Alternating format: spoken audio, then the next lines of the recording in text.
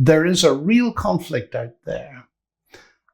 But actually, it is between science and atheism.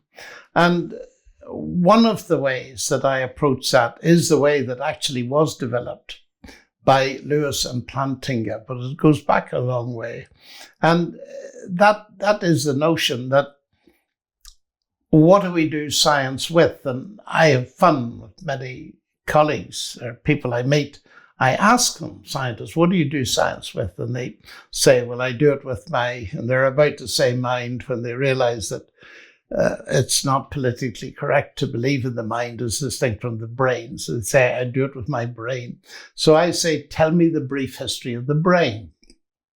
Well, the brain is the end product of a mindless, unguided process. And I just look at them and smile and say, and you trust it? And that creates a problem. Yeah. Because I actually push it, and I pushed it with quite a few scientists. They've all given me the same answer. I said, look, let's face it. In your lab tomorrow, you'll be using your computer.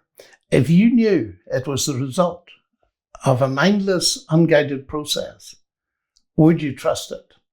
And the answer has always been, no, I would not. Well, I said, you have a problem. Your understanding of the genesis of the brain is conflicting with your whole understanding of the way in which science works. And I put it quite bluntly. I say, it's serious enough to shoot yourself in the foot. That's painful. But to shoot yourself in the brain is fatal. And I think that is an argument that has been picked up.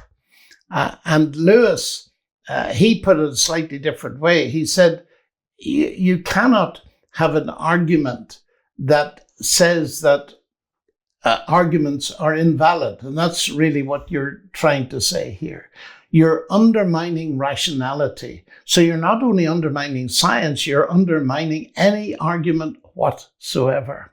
And therefore, it seems to me that Plantinga's right, Lewis is right, and people have a problem. And it's a huge problem because it results from assuming that a naturalistic interpretation of nature is the only possible one. To allow God in or to allow something non-natural in would be heresy. So I commit heresy all the time, but it seems to me that people are beginning to grasp the point because they're fed up with materialism for other reasons. It's an interesting observation, isn't it? That it isn't enough. That's what Ayaan Hirsi Ali said. She needed more. Yes, there must be something more. Mm-hmm. And I fasten on that with people. And you can list a number of these people. You've mentioned Jordan Peterson as another, Tom Holland as another. There must be something more.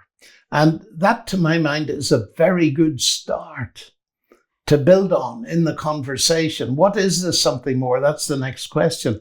But the fact that there must be something more is a very big step out of the mess we've got ourselves in by simply submitting ourselves culturally, academically, to a purely materialistic worldview.